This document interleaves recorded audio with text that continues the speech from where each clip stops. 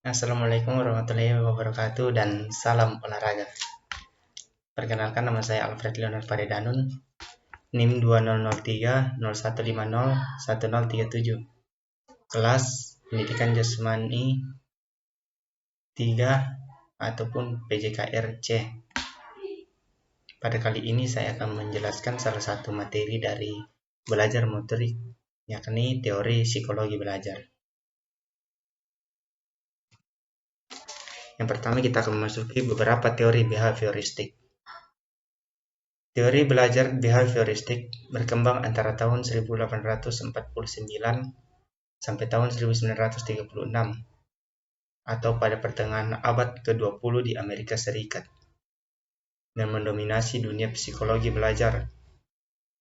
Adapun tokoh dari aliran behavioristik ini, yang pertama Ivan Petrovich Pavlov, E.L. Thorndike, E.R. Gutierrez, B.F. Skinner, dan yang terakhir R.M. Gagne. Adapun beberapa teori belajar yang akan saya kemukakan pada kali ini. Yang pertama, koneksionisme dari Thorndike. Yang kedua, classical conditioning dari Pavlov. Dan yang terakhir, operant conditioning dari Skinner.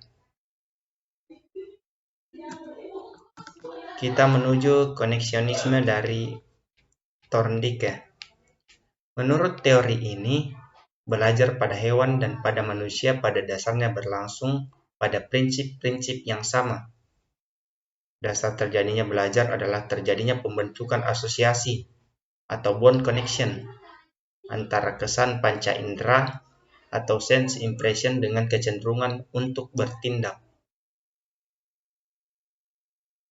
Adapun beberapa kelompok hukum yang memberikan keterangan tentang proses belajar yang dikemukakan oleh Thorndike. Yang pertama, 3 buah hukum primer. Yang kedua, 5 buah hukum subsidiar. Dan yang ketiga, beberapa buah hukum tambahan. Tetapi pada kesempatan kali ini saya akan menjelaskan 3 buah hukum primer, karena hukum-hukum tersebut dipandang memiliki relevansi yang tinggi dengan proses belajar secara umum maupun belajar motorik. Ini dia hukum-hukum belajar primer yang dikemukakan oleh Thorndike. Meliputi yang pertama, hukum kesiapan. Yang kedua, hukum latihan. Yang ketiga, hukum efek. Dan yang terakhir, konsep transfer of training. Sekarang saya akan menjelaskan yang pertama, hukum kesiapan. Menurut Hurlock, mengatakan bahwa keterampilan yang dipelajari dengan waktu dan usaha yang sama oleh orang yang sudah siap akan lebih unggul daripada orang yang belum siap untuk belajar. Kesiapan dengan keterampilan tidak hanya melibatkan kesiapan psikologis, tetapi kesiapan fisik juga besar pengaruhnya terhadap pencapaian hasil belajar yang optimal. Yang kedua, hukum latihan. Hukum ini menjelaskan bahwa dengan mengulang-ulang respon tertentu sampai beberapa kali akan memperkuat koneksi antara stimulus dan respon, sebagaimana dijelaskan oleh Fitz dan Posner dalam Google Ski pada tahun 1964. Dengan latihan berulang-ulang, dalam waktu yang lama akan terjadi otomatisasi, sekalipun pada mulanya siswa hanya mencoba-coba. Perlakuan ini merupakan suatu proses yang mengutamakan aktivitas fisik. Yang ketiga, hukum efek. Menurut hukum ini, koneksi antara elemen stimulus respon akan menjadi kuat jika mendapatkan pengalaman yang menyenangkan atau sebaliknya. Penerapan teori Thorndike dalam proses belajar motorik menurut Lutan dapat dilakukan sebagai berikut. Yang pertama, siswa harus siap secara psikologis maupun fisik. Yang kedua, latihan dilakukan dengan berulang-ulang dalam kondisi belajar yang baik. Yang ketiga, tugas guru mengorganisasikan elemen-elemen keterampilan yang akan dipelajari, mulai dari yang sederhana sampai yang kompleks. Dengan belajar elemen per elemen akan memperhalus nilai transfer. Dan yang terakhir, untuk memperkuat koneksi stimulus, respon dapat menggunakan hadiah. Dan yang terakhir, konsep transfer of training. Konsep ini mengandung makna bahwa apa yang perlu dipelajari atau dilatih di suatu sekolah dapat dimanfaatkan untuk hal-hal lain. Pengetahuan dan keterampilan yang diperoleh sebagai hasil belajar di sekolah dapat pula digunakan untuk memecahkan permasalahan-permasalahan yang ada di masyarakat atau di luar sekolah.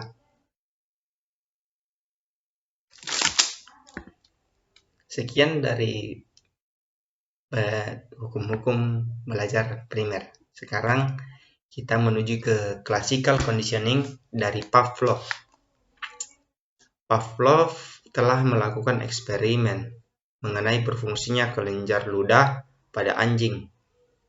Hal ini merupakan salah satu contoh klasik mengenai bagaimana tingkah laku tertentu dapat dibentuk dengan pengaturan dan manipulasi lingkungan. Proses pembentukan tingkah laku tersebut disebut proses pensyaratan.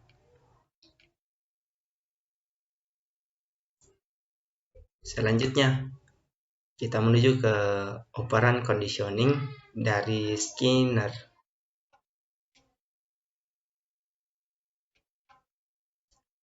Skinner juga memikirkan perilaku sebagai hubungan antara perangsang dan responsnya. Teori ini dikembangkan dengan melakukan percobaan pada tikus yang dimasukkan kotak dan dipasang pengungkit, sehingga apabila pengungkit tersebut ditekan, maka akan mengeluarkan makanan. Adapun respon yang dihasilkan dari pencobaan yang telah dilakukan oleh Skinner ada dua. Yang pertama, responden response dan operan response. Apa itu responden respon dan operan respon?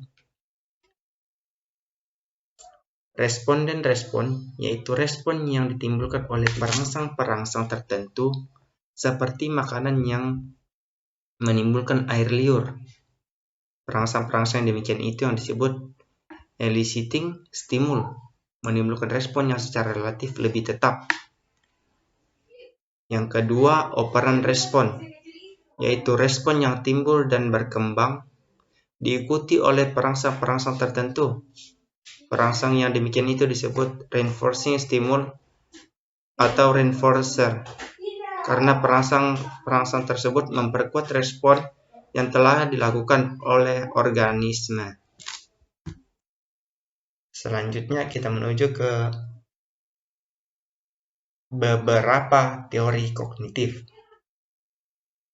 Beberapa ahli teori tidak dapat menerima ikatan stimulus respon sebagai unit perilaku yang sangat memuaskan, sehingga muncullah suatu teori kognitif. Mereka menyangka bahwa conditioning atau asosiasi mekanisme stimulus dan respon dapat dipakai untuk memahami perilaku manusia. Para ahli kognitif ini diantaranya adalah Kafka, Kohler,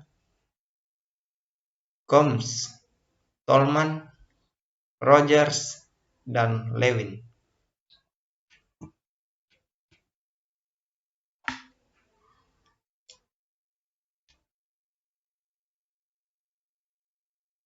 Yang pertama, kita menuju ke teori Gestalt. Teori ini dikembangkan oleh Kafka pada tahun 1935, Kohler pada tahun 1925, 1947, dan 1969, dan Wertheimer pada tahun 1945. Dalam percobaannya, Kohler menggunakan simpanse dalam kandang dengan menempatkan 2 buah tongkat yang dapat digunakan untuk menyolok atau menusuk pisang yang berada di luar kandang. Penelitian yang dilaksanakan aliran ini pada mulanya diarahkan pada pengamatan bentuk atau gestalt.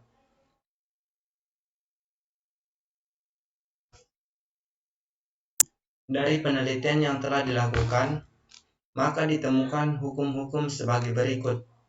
Yang pertama, hukum pragnans atau penuh arti. Yang kedua, hukum kesamaan atau law of similarity. Yang ketiga, hukum pendekatan, law of proximity. Dan yang terakhir, hukum ketertutupan, law of closure. Pertama, kita akan menuju ke hukum pragnans atau hukum penuh arti. Hukum ini merupakan hukum umum yang menyatakan bahwa pengamatan suatu objek cenderung untuk dikaitkan dengan sesuatu, sehingga pengelompokan objek itu mempunyai arti tertentu baginya. Pengaturan tersebut mungkin menurut bentuk, menurut ukuran, menurut warna, ataupun sebagainya. Yang kedua, hukum kesamaan atau law of similarity. Hukum ini menyatakan bahwa hal-hal yang sama cenderung untuk membentuk gestalt. Contoh, orang pada umumnya cenderung untuk mengamati deretan tegak lurus atau barisan sejajar sebagai kesatuan atau gestalt. Yang ketiga, hukum kedekatan atau law of proximity. Hukum ini menyatakan bahwa hal-hal yang saling berdekatan cenderung untuk membentuk gestalt. Contoh, orang yang umumnya cenderung untuk mengamati antara A dan B, ataupun C dan D, ataupun F dan F, E dan F sebagai kesatuan atau gestalt daripada A atau A dan F ataupun C ke F. Selanjutnya, hukum ketertutupan atau law of closure. Hukum ini menyatakan bahwa hal-hal yang tertutup cenderung untuk membentuk gestalt. Contoh, pada umumnya orang akan cenderung mengamati suatu gambaran B, C, dan D, E, dan lain sebagainya. Pada perkembangan selanjutnya, penganut aliran psikologi Gestalt berpendapat bahwa hukum-hukum dan prinsip yang berlaku dalam bidang pengamatan juga berlaku dalam bidang belajar atau berpikir. Pendapat ini didasarkan atas kenyataan bahwa apa yang dipikirkan dan dipelajari bersumber dari hasil pengamatan.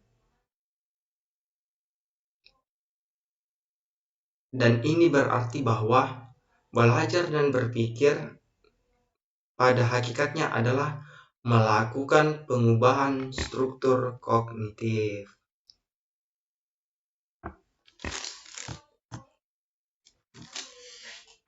Selanjutnya kita menuju ke teori medan dari Lewin. Teori medan awalnya dikembangkan oleh seorang ahli yang bernama Kurt Lewin pada tahun 1935. Berdasarkan teori Gestalt, prinsip Gestalt yang telah dikemukakan di atas diakui berlakunya oleh Lewin. Di samping itu, ia menambahkan unsur-unsur baru mengenai belajar. Berikut unsur baru mengenai belajar yang dikemukakan oleh Kurt Lewin. Yang pertama, belajar adalah mengubah struktur kognitif. Yang kedua, peranan hadiah dan hukuman. Yang ketiga, masalah sukses dan gagal. Dan keempat, taraf aspirasi. Yang pertama, kita menuju ke belajar adalah mengubah struktur kognitif. Pemecahan masalah hanya dapat terjadi apabila struktur kognitif diubah. Contoh, hubungkanlah keseimbangan titik-titik yang ada satu sama lain dengan menggunakan sebanyak-banyaknya 4 buah garis dengan tanda mengangkat alat tulis Anda.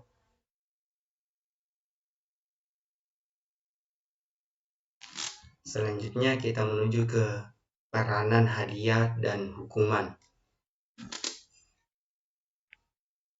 Hadiah dan hukuman merupakan dua sarana motivasi yang berguna. Tetapi dalam penggunaannya memerlukan pengawasan yang cukup. Nilai yang baik tentu sangat menyenangkan bagi siswa, dan belajar untuk memperoleh nilai yang baik pada umumnya dianggap sesuatu yang kurang menarik bagi siswa. Oleh karena itu, ada kecenderungan untuk memperoleh nilai baik tanpa belajar, walaupun harus berbuat tidak jujur seperti menyontek. Untuk menghindari hal-hal tersebut, maka perlu dilakukan yang namanya suatu pengawasan atau tindakan yang lebih untuk memberi suatu keadaan jerah bagi mereka. Mungkin lebih baik diberikan suatu hukuman. Yang ketiga, masalah sukses dan gagal. Faktor motivasi lain yang penting adalah pengalaman sukses yang berperan sebagai hadiah dan gagal yang berperan sebagai hukuman.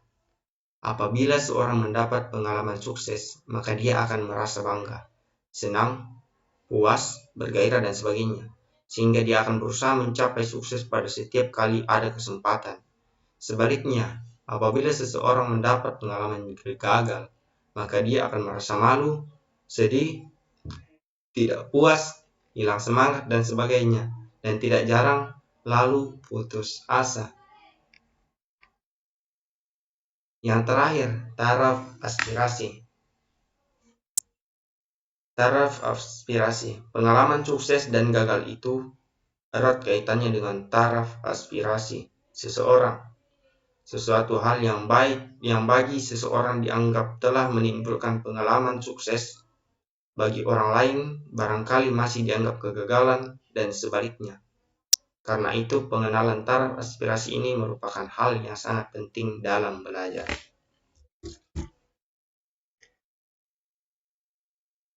Ya, inilah hasil penjelasan dari saya mengenai unsur baru mengenai belajar yang dikemukakan oleh Carl Lewin. Semoga dapat dimengerti. Kita akan melanjutkan ke kesimpulan dari materi-materi yang saya jelaskan ini. Yang pertama, menurut teori koneksionisme, dasar terjadinya belajar adalah terjadinya pembentukan asosiasi antara kesan panca indera dengan kecenderungan untuk bertindak.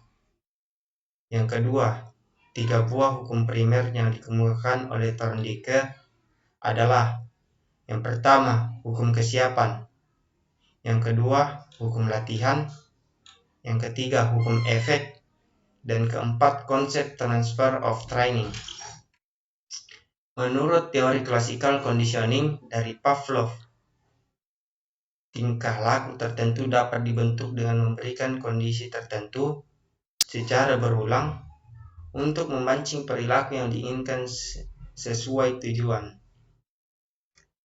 Skinner yang mengembangkan teori operan conditioning mengemukakan perilaku sebagai hubungan antara perangsang dan respons. Menurut Skinner, ada 2 macam respon. Yang pertama, responden respon dan operan respon. Yang sudah saya jelaskan tadi mengenai respon dan operan respon. Yang selanjutnya, teori Skinner yang sangat besar pengaruhnya yakni konsep behavior control dan behavior modification. Sangat populer pada kalangan tertentu dalam dunia pendidikan, khususnya dalam lapangan metodologi dan teknologi pengajaran. Pengaruh dari teori ini sangat besar. Teori Gestalt menganggap bahwa insight merupakan inti dari belajar. Oleh karena itu, apa yang dipelajari hendaknya dimengerti dan dipahami. Hukum dan teori ini meliputi pertama, hukum Prägnanz, hukum kesamaan, hukum kedekatan, dan hukum ketertutupan. Unsur baru mengenai belajar menurut teori Medan dari Kurt Lewin adalah belajar adalah perubahan struktur kognitif. Yang kedua, peranan hadiah dan hukuman bagi motivator. Yang ketiga, masalah sukses dan gagal. Dan terakhir, taraf aspirasi. Sekian dari materi saya. Semoga apa yang saya jelaskan